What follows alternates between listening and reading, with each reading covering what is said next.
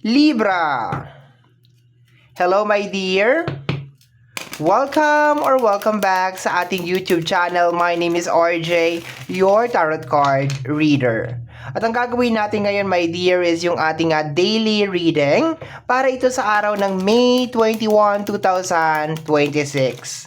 Titingnan natin, my dear, kung ano mga eksena, kaganapan at kung ano-ano pa na maaari mong makasalubong sa araw na ito. Pero bago tayo mag-proceed sa ating reading, kukunin ko muna itong pagkakataon na ito na magpasalamat. Maraming salamat po doon sa ating mga abangers, doon sa mga walang sawang naghihintay ng kanilang mga readings. Thank you very much. Thank you din doon sa mga napadaan, napasilip lang. Thank you so much for dropping by, okay? And thank you sa ating mga new subscribers. Ayan. So thank you so much po. Tanging hiling ko po sa ating buong may kapal, hiling at dasal ko sa ating buong may kapal na ang mga readings na ginagawa ko ay nakakatulong po sa ating lahat. Okay, so let's go tayo my dear Libra. Tingnan natin kung anong meron sa araw na ito. May 21, 2026.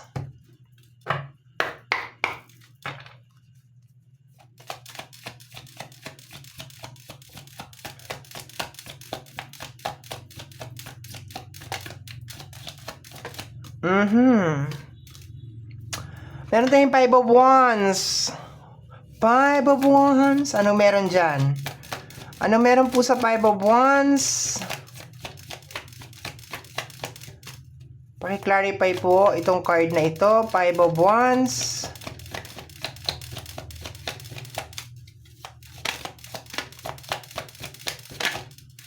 Ang daming card na gustong lumabas. Ang daming gustong i-clarify itong card na to. Let me see. Okay.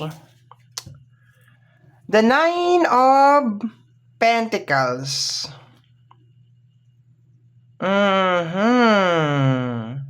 Hindi ko to nagugustuhan, my dear. Itong 9 of Pentacles kasi, dito muna tayo, my dear, ha? Dito muna tayo.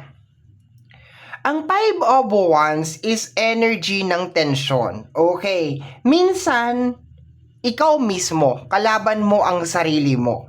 Minsan naman, energy galing sa labas. Pero based dito sa energy na to, it's more on tension galing sa labas. Okay. Posibleng meron mga issue, my dear, na may kinalaman sa usapin ng financial sa araw na ito.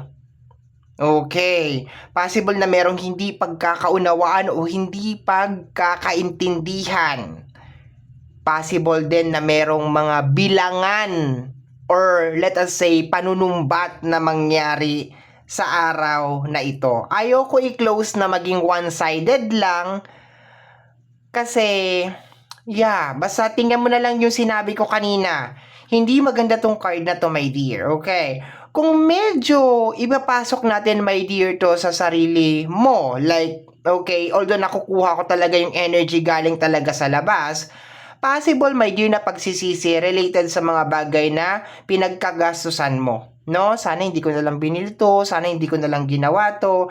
And kaya ko siguro naramdaman yon is because mag-uugat yun doon sa tension. Okay, like pagkatapos siguro magkaroon ng tension, saka mo marirealize na sana hindi ko na lang ginawa to, sana hindi ko na lang ginawa yan, sana inipon ko na lang yung pera, blah blah blah, so on and so on and so on, so on, so on, so on. Okay, so hindi maganda yung first card natin, my dear. Kung outside na energy man or inside, hindi pa rin talaga siya maganda, tensionado pa rin siya. Inside, connected sa energy ng pagsisisi.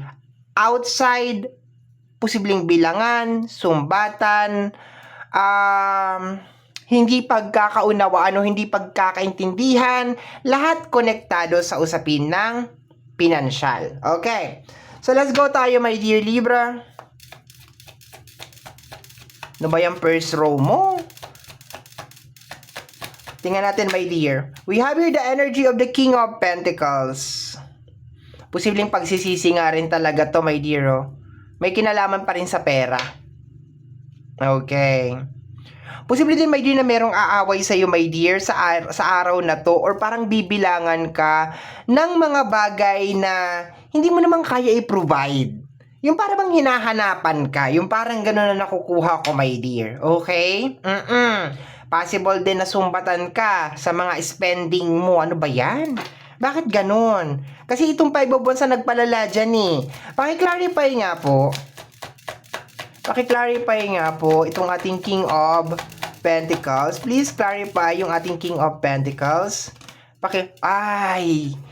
Ano ba yan? Umaasa ako, Libra. Umaasa ako. Umaasa talaga ako. No. So, dun muna tayo, my dear, sa pagsisisi, my dear. Okay. So, possible na maramdaman mo yan ngayong araw na to. Pero, okay lang yan. Di ba? Tao tayo, nagkakamali tayo, my dear. And, meron pang pag-asa. Meron pang chance. Kaya pa yan, no? So, be kind to yourself today. Okay? Be kind. No, maging mabait ka sa sarili mo sa araw na to, although meron kang mga pagsisisi na may kinalaman sa paglalabas mo ng pera, pinagkagastusan mo, so on and so forth, okay? Okay lang yan. Okay lang yan, Libra. Okay lang yan. Makakabangon pa. Okay, matuto na lang sa mga pagkakamali. Di ba nga? Okay lang yan. Kung sakasakali naman, my dear, na mayroong pipiga sa'yo ngayong araw na to na mag-provide ng pera o parang maglabas ng something or parang paano ko mapaliwanag itong energy na to? Yung para bang binibilangan ka, 'di ba? Yung parang ganon. So, I think kung kaya mong umiwas muna sa mga ganito na mga eksena, umiwas ka muna, no? Huwag ka na muna makipagsagutan, huwag ka muna makipag-away kasi para hindi na siya lumala, okay? Kasi hindi talaga maganda yung nakukuha ko dito na energy. Okay. Let me see, my dear. Next card. The Moon card.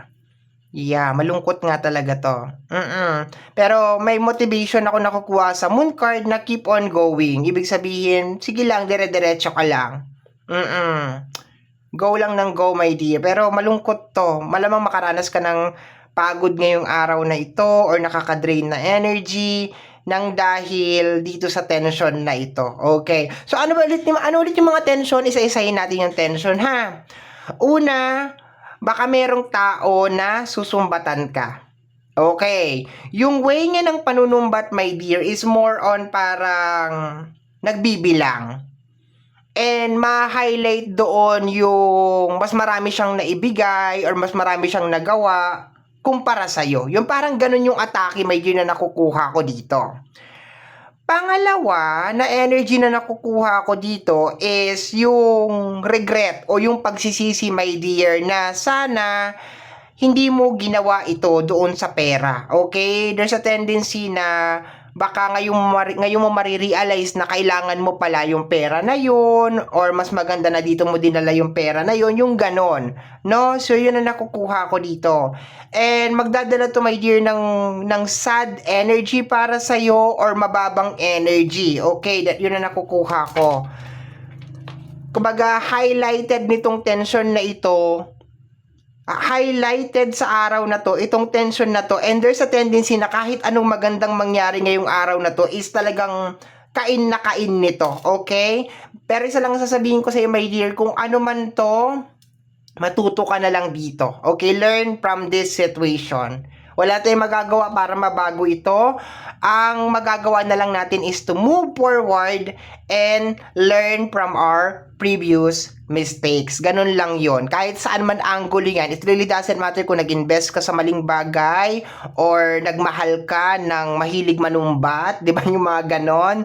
Okay? Kasi wala namang ibang manunumbat sa'yo kung hindi, di ba, minsan mahal mo rin.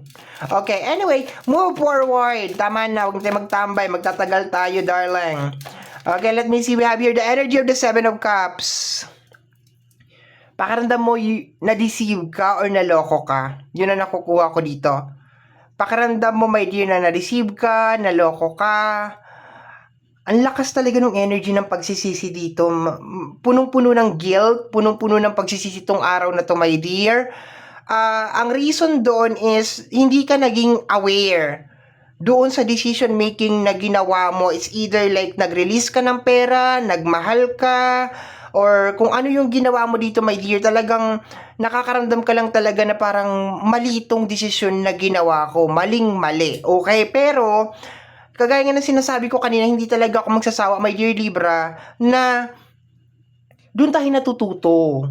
Doon tayo natututo, my dear, from the mistakes that we did. Although minsan parang nararamdaman natin na parang it's too late para makarecover or makabangon or something. Pero doon talaga tayo natututo, my dear. And everything happened for a reason, 'di ba? Everything happened for a reason. Lahat ng bagay nangyayari yan ng may dahilan. And madalas hindi natin na-appreciate yung pinaka-good na good intention nung, ano tama ba ako? Good na effect or impact nung bagay na yun, kaagad-agad. Minsan late na natin talaga nare-realize. Okay, sa huli na natin nare-realize na, okay, kaya pala ako ininaan dito kasi ganito, kasi ganyan.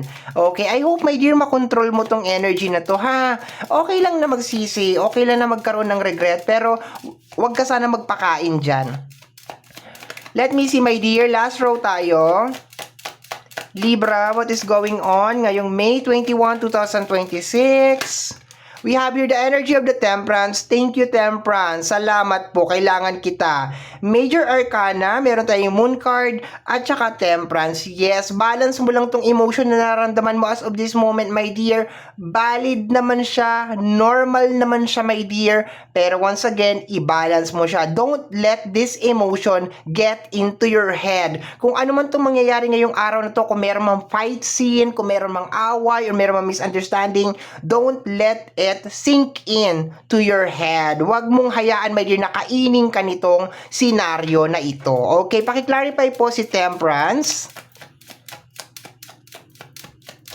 Or magpahinga ka muna. Baka pagod lang din yan, okay? Itong araw na to, my dear, this is not a good day para gumawa ka ng mga impulsive na decision, ha? So, advice ko sa iyo, my dear, ngayong araw na to, huwag kang magdesisyon. Huwag kang maging impulsive na, ay, gagawin ko to. Ay, aalis na ako, mag-aal sa balutan na ako, yung mga ganyan. Huwag, my dear, ha? Huwag. Relax ka muna, yung mga ganun, ha? Kalma-kalma lang. Okay, let's go tayo, my dear, kasi emotion mo ang nakukuha ko dito. Si Temperance ang may dala nun. Okay, let me see.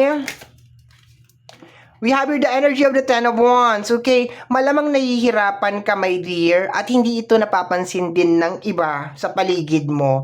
Malamang meron ka rin mga battles na nangyayari inside you at may mga tao sa araw na to na hindi nagiging sensitive. But kagaya nga ng sinabi ko sa iyo, my dear, balance mo lang. Okay? Nasa likod mo ako. Sagot kita.